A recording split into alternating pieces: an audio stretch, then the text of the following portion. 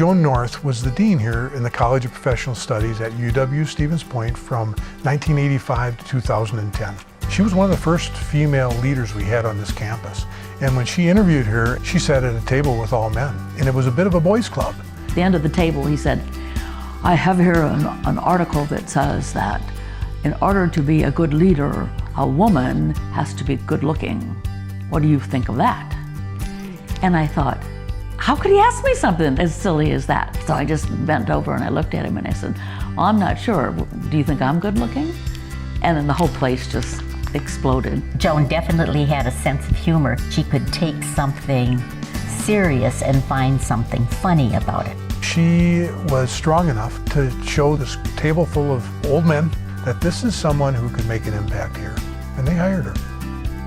When she came, it was shortly after the creation of the four-college model on this campus, and she was asked to take all the programs that had a professional feel to them and make them one. The college that was here when I came didn't know why they were together, didn't like each other, didn't work together all that well. She really changed the mood where people felt, I think, free to talk about what their needs were, but also a greater understanding of what everyone else was trying to do with their units. She really made some difficult decisions and put this college back on track.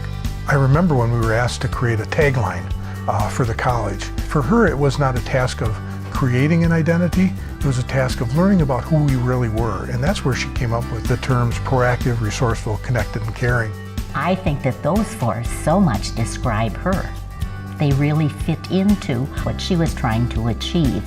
Those words are still there, and they're not only descriptive, they're empowering. I feel like we ought to have a flag. If we had that flag with those words on it, we could go anywhere. Over the 25 years that Joan was our dean, we created many new and innovative programs, and those are the ones that are thriving now. I didn't start any programs. The faculty in the areas perceived a need, and we talked about it, and what I did is I unleashed a sword and led the Army into battle. She never seemed to tire. And I know some of those days and weeks were long, especially when there were big problems to be solved. I discovered over the years, especially here, that I had a lot of courage. Courage I didn't know I had. And it does take courage to be in a leadership position because it takes courage to do the right thing sometimes. As the dean now, I benefit tremendously from this culture that we have in the college. It's a culture that has us wanting to stay at the top of our game, wanting to help people.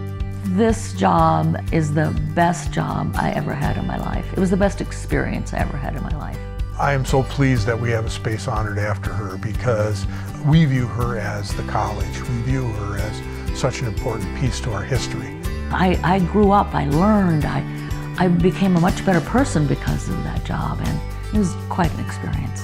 And I loved it. I loved the bad parts, I loved the good parts, I loved the people.